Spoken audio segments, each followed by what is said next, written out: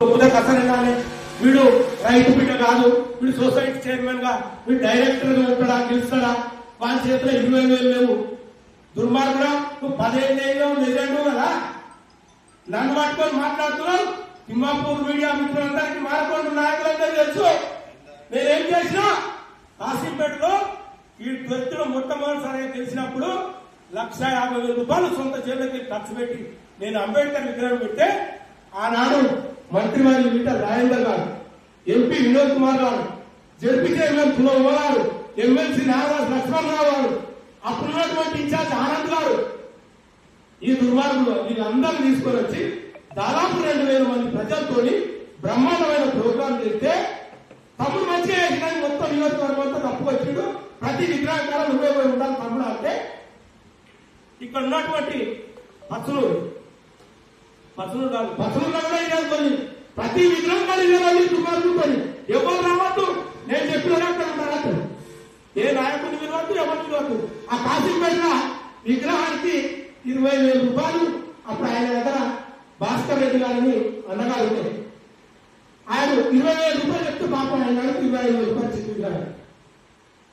దాదాపు 1,50,000 రూపాయలు నా జీవితం ఖర్చు పెట్టుకొని చేస్తే ఆ స్టేజ్ మీద మాట్లాడుతూ ఏమంటుందంటే, ఒక్క రూపాయి కూడా ఇక్కడ ఎవరు పెట్టుకోలేదు, ఒక్క రూపాయి కూడా ఎవరు పెట్టుకోలేదు, పూలదండలతో సహా నేను తీసుకొచ్చానని చెప్పి అక్కడ ఉన్నటువంటి ప్రజలకు మాకు దొంగవాడని చెప్తాడు. దొంగవు, లంగవు, నఫంగి, అబద్ధాలతో నువ్వు నశమై రేపు రా కాశీపేట నిరూపిస్తా. నీకు దమ్ము ధైర్యం ఉంటే నేను అడిగిన ప్రతి ప్రశ్నకు సమాధానం చెప్తాను. 25,000 రూపాయలు ఇచ్చి పూల దండ కాల్చి నేను తీసుకొచ్చానని చెప్తాను.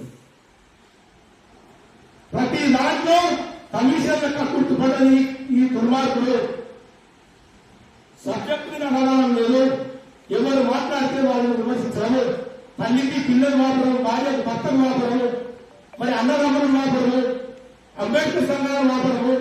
ఇలా తిమ్మాపూర్ మండలంలో 2 అంబేద్కర్ సంఘాలు చీల్చింది, ఇల్లంతకొండ మండలంలో 2 అంబేద్కర్ సంఘాలు చీల్చింది.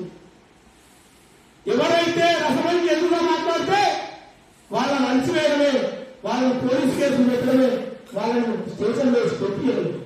దానికి అంతటికీ ప్రధానంగా నేను ప్రధాన సాక్షిగా ఉన్నా. ఈ ఒక్క దాంట్లో కూడా నేను అడిగావు 20,000 ఏళ్ళ కసలు చెప్తారు కాదు, బాగా చెప్తా. నిన్ను తొక్కి పండబెట్టుకి వెనుక నుంచి ముందు నుంచి కసరే నిపుతా బిడ్డ, రసమై మాత్రం జాగ్రత్త. మళ్ళా ఎట్టి పరిస్థితుల్లో నువ్వు మళ్ళా ఇక్కడికి రావు.